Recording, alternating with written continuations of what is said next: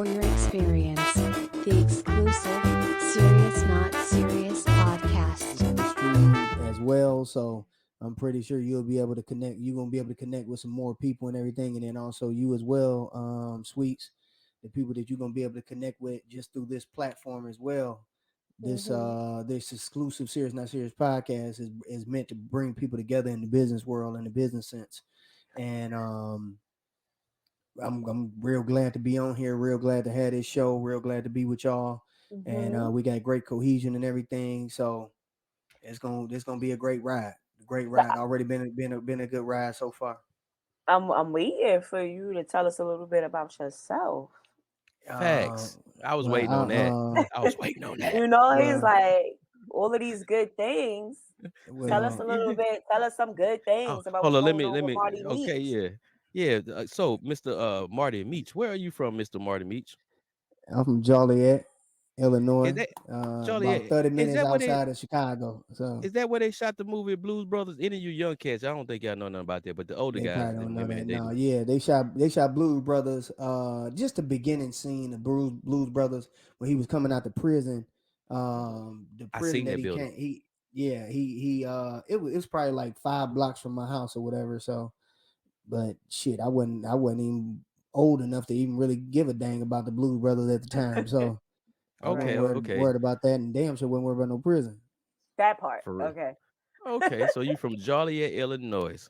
So yeah, Yeah, how did you and find your way into the podcast industry? well, right now I got 200 people that work underneath me, or that are underneath me. I do the graveyard shift at the cemetery, and look, they like, what the hell? Okay, I'm a comedian. My bad. Right. Yeah, I I'm just a said. I comedian. just put my head down. Yeah, I've been doing comedy about 7 years. I actually did music about 14 years prior to going into comedy and everything. And then as far as the entrepreneurial, music and comedy is an entrepreneurial aspect as well. But I also have done life insurance. I sold everything but cars and shoes, and it never sold nothing illegal or anything like that. But I done sold subscriptions to magazines like Groupon. I was standing in the mall hustling that. Did a lot of door to door sales, phone sales, worked at resorts and stuff. Oh, so you'll And make a people, good crack dealer then, huh? I'm no, just not at joking, all, man. brother, not at all. The consequences and repercussions is what I would be concerned I'm with at just that time. joking. So I'm just I'll joking. pass. I'm sure. I'll I'm make the just a slow money. I'm joke. cool on the slow money. I'm just joking. Right. I'm not into comedy, y'all. My jokes are just trash. We'll get you together, dog. We'll get you. Yeah, yeah. My Um, jokes trash. but yeah, my I started doing life insurance in 2009, 2010, and it was just something that I had came across because I was just a motivated person. So somebody had put a bug in my ear about opportunity to make some money with a company, and it's this guy that help you to do it. And I came across this company called Primerica, and this was in 2009, 2010. It was around Christmas time, and I had went to this meeting, and when I went to the meeting, it was the guy, he was there, and then I was the only one that showed up to the meeting. The guy who referred me to go there, he didn't even show up.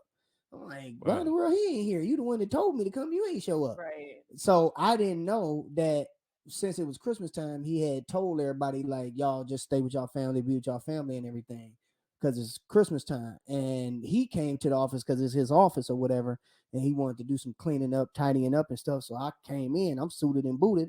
I'm like, man, what's up, man? They talking about a meeting and some money. So what's happening? He was like, well, I told everybody that the meeting is canceled for this week and everything like that. So I was actually able to have a good one-on-one with him. That's And good. he showed me the presentation and everything. And then once he finished the presentation, he actually turned the presentation around and handed it to me and said, now you do the presentation for me. And just Oh remembered wow. everything that he said. And I regurgitated the presentation right back to him with my first, right after my first time seeing it. Uh huh. And shoot, I stayed there for about 10 months and everything. Got a lot of accolades, a lot of awards. Did a lot of life insurance on people. Recruited a lot of people. We were recruiting at least 20 people a month.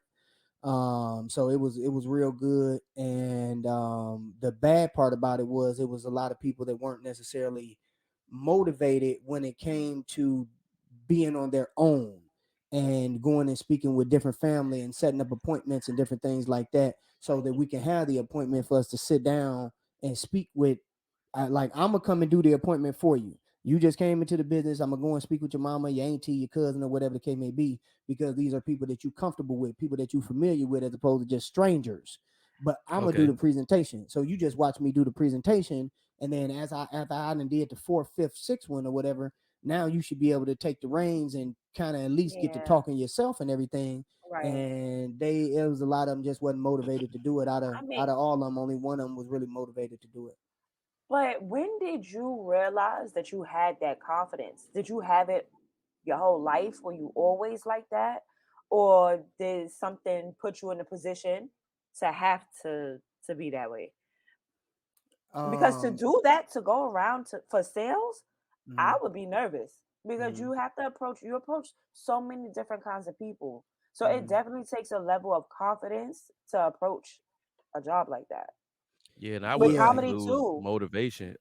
Two, three, four no's, man. I don't think I'm built to take all them no's because I get disappointed easily, man. Right. yeah. So You how do you let, do let me it? tell you a secret to that. You only count the yeses. I Okay. mean, it sounds so easy to say that, but I mean, like But I like say, okay. Let me give you an I example. Then let me give you an okay, go example. for it. So if I told you that in order to get 5 people, and you gonna make $500, you'll make $100 per person. In order to make that $500, you have to speak to 100 people, right? Oh, then So I'll be just trying to knock down people. you Then know this prior to. You yeah, know this prior to. So you like, I don't care about the no's, because I'm gonna get 5 yeses. I already know I'm gonna get 5 yeses, but I don't know if the yes gonna be at the 23rd, at the 42nd, at the 92nd. You know what yeah, I'm yeah. saying? You don't necessarily know where the no's are. Right. So just keep going until you get to the 100, right? But you know this prior to. What if you don't necessarily know Okay. that prior to? Well, So that's a good heads up though to give me like mental stability to it's deal a with law of all that. No, averages. It's a law of averages. yeah, Yeah. okay. So yeah, so I would I've knocked on, maybe my record is probably like 104 doors in one day. I knocked on about 104 doors in one day. And that's okay to do, or whatever the case may be, but that also let you know that I didn't necessarily make too many contacts with people at the same time. A lot of people knocking on the door, they don't answer the door. A lot of people knock on the door, get your ass away from my Okay. door. You know what I'm saying? I didn't get dog I sipped was on gonna me, ask that. I was and like, then pulled a gun out what? on me Yeah, before, and no police way. called on me continuously. Yeah, it was a black dude, a black police officer, that pulled a gun out on me. He was like a detective or something like that. And the door was open, but the screen was just there. I could see through the Uh-huh. Yeah, screen. yeah, yeah. And I walked up to the door. Hey, how you doing? I was doing water filtration at the time. And I was like, Uh, yeah, they actually came through a couple months ago just to check and make sure that you got taken care of. I was just coming to make sure that they got you taken care of and got you set up with the new water filtration thing on your faucet. Uh-huh. And he was getting ready to leave or something like that. It was like him, and then it was dogs and stuff, and his kids and stuff. And I could see all this through the screen door. And he was like, as I'm walking up, he's like, get away from my door. Don't come up to my door. I'm like, yeah, I'm just trying to I see it, get away from me. And he went for his gun. And when he went Oh wow. for his gun, I'm like, all right, have a good day. I just slowly walked away or whatever. And it's dude, it's a house next to you. Like, I could just go knock on their door, like, relax. Right. So I don't necessarily take those instances as something that discourages me. It would be, I made one of my greatest sales, my biggest sales at 8:30 at night. It's almost dark, pretty much dark. And it was an old lady that answered the door. She had to at least be 65, 70 years old. And I'm like, oh my God. Oh my God. Because what I had to do was I had to have her to call and talk on the phone with a representative for them to be able to confirm, a third party for them to be able to confirm that I was actually talking with a real person and I wasn't just Okay. pulling a name out the phone book or getting some information or stole some information. They had to Uh-huh. actually confirm with the person. So I'm like, first off, the lady not gonna open the screen door. Like for her safety, she not gonna open the screen door. You know, it's late at night. I don't care if I got a badge, this, that, and anything like that for my company. I could be playing a trick on her, you know. So I wouldn't even Mm-hmm. recommend her to open the door. So how in the Right. world am I gonna do this? And I took my cell phone and I put it through the mail slot. Oh And wow. Okay. she was able to talk to the people through the phone on the through the mail. Like you got to improvise when it's Yeah. you got to come up with a way to make it happen. And I've done that plenty of times, but my main thing is I actually just got back into life insurance about a year ago, and I got back into it because I was learning about infinite banking and stuff like that, and being able to teach people how they can actually build generational wealth through life insurance and everything. But mainly it was because I know I'm in the Chicagoland area, so I know a lot of the youth get into stuff, get in trouble, and get into situations that ain't really what they looking for. But for the sake of being in the mix of people and popular and all this type of stuff, whatever the case may be, you got to do what the players do. Mm-hmm. And a lot of people don't come out that situation and either what I'm saying, in the graveyard or going to jail or whatever the case may be. And uh, I had heard the story about Tuka, and he had younger siblings. He was a 14-year-old kid that got shot at a bus stop. They shot him at a bus stop. His mother had just moved to the neighborhood, so he was new to everybody. So everybody wanted to fight him and all this type of stuff, or whatever. But he stood his ground and fought back or whatever. But whatever happened that particular day, he got shot, and he had younger siblings and everything. And that's what his mother was saying. Like, man, his younger siblings was looking up to him. So now what do they have to look up to and Right. everything? And I was like, man, that's messed up. And then she still has to stay in that same environment, because if she did have like a two, three, four, $500,000 life insurance policy on him, you ain't qualifying for Section 8 no more. You gonna have to get Okay. out the hood. So, and he wasn't in that lifestyle like that, but it's a lot of kids that are in that lifestyle like that. And with them being in that lifestyle, they have other younger siblings that, if they older sibling get into it something where they pass away, then they just left and fending for themselves and don't got necessarily any guidance, just like that older sibling didn't have any Yeah. guidance. But the parents know, mamas, daddies, the parents know what type of stuff they kids into. So you better face the reality of letting your child know, I'm gonna get this life insurance policy on you, and you keep messing up, you gonna get us out the hood. Let's just put it that way. So that Right. was one of my main motivations. Like, man, let me help people to get life insurance on their kids, especially if they out there acting a fool, That and sounds crazy. they'll be able to, hey, you tell I them, mean, I get it. I got a $500,000 policy on you. You 14, 15 years old. It's gonna be cheap because you young, and then you not. If I don't know about, you can put you down as a smoker or whatever. It's still gonna be cheap because you got a longer life expectancy. At least the insurance company think you do at 15, but the Yeah, but environment don't ain't yeah, I was gonna conducive say to the that. environment. Yeah, Yeah, yeah. the environment necessarily ain't conducive to that, and the type of activity that the child is doing and everything is a whole nother story. So Hey, get us out the side hood. How note, about that? And now y- those other siblings actually got a chance. Uh-huh. you should you should come to Shreveport, man. You should just take a whole week off and come to Shreveport, Louisiana, man. You know what I'm saying? Hey, brother, you put a meeting together, and it's 50 people or more that's ready to hear some information, brother. I love to come and speak to them and everything and break the information down on life insurance and just about, shoot, I'm just gonna figure taking that out for advantage you though. to yeah, I'm taking gonna figure advantage of that the out for things you. that's available to us, because they not talking about this type of life insurance on TV or anything like that. They talking about Nope. some doggone, you know what I'm saying? You can get a $20,000 policy and like they not talking about you being able to borrow from the policy. Like I'm actually waiting until a couple days from now. I'm actually going to be getting doing a life insurance policy on a 4-year-old little girl, of this husband and wife, and they wanted to have her set up for being 18 years old and getting 25,000 dollars each year for the 4 years for her college fund.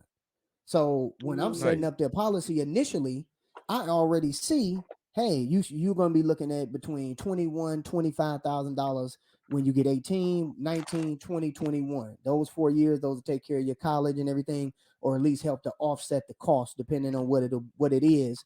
Yeah, And yeah, yeah. and then also that's already in the policy.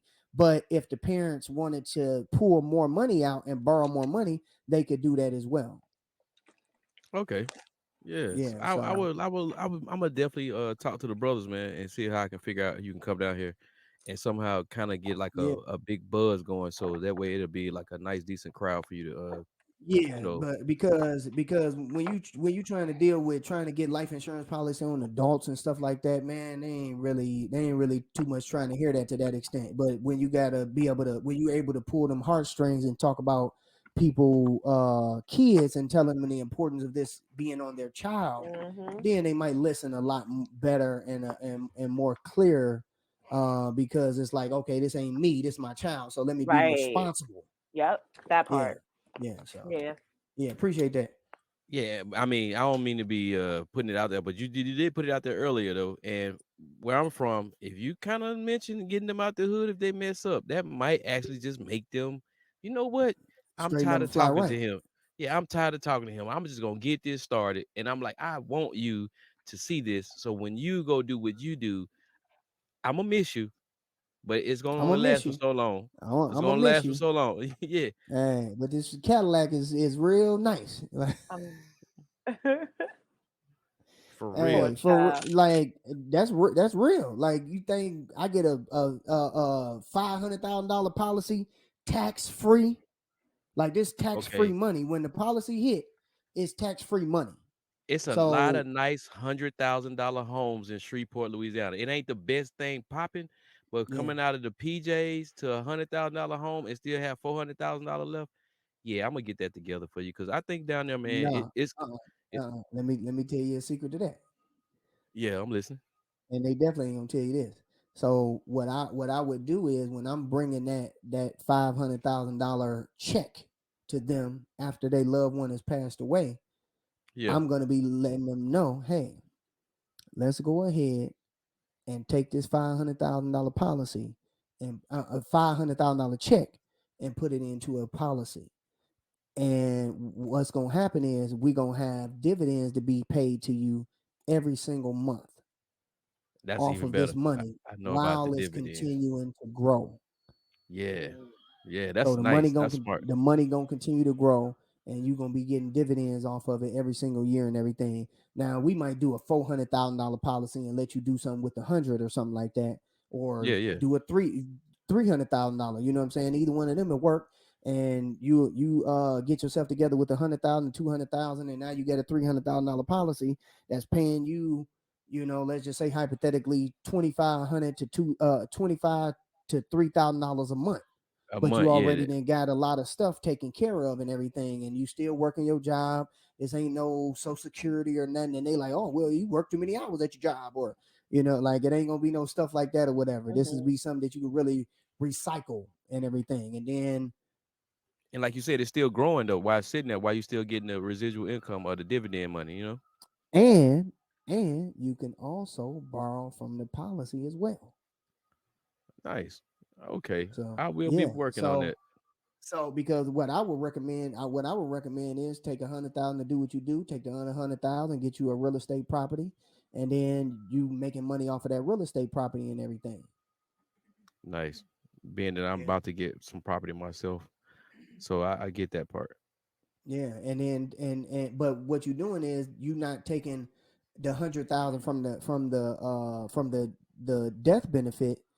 You taking 100,000 from borrowing it from the policy and have to pay that money back to the policy, but you're using that 100,000 to get a property, and then the tenants and the money that you're making off of the property is going to help you to pay back that loan from your life insurance policy. But Correct. worst case scenario, if you just so happen to choose not to pay that money back, then they'll just take it off of the other $500,000 policy that you got when the death Yeah. benefit is needed at that time. Okay. Uh, my Okay. bad. Little Makes too many sense. keys to the city. My bad. Nah, it's good though. It's good. It's like hey, good knowledge, good information, so everybody can come to the exclusive Serious Not Serious podcast and learn all these things. Exclusive and Serious Not and Serious how podcast. can and how The exclusive Serious Not Serious podcast.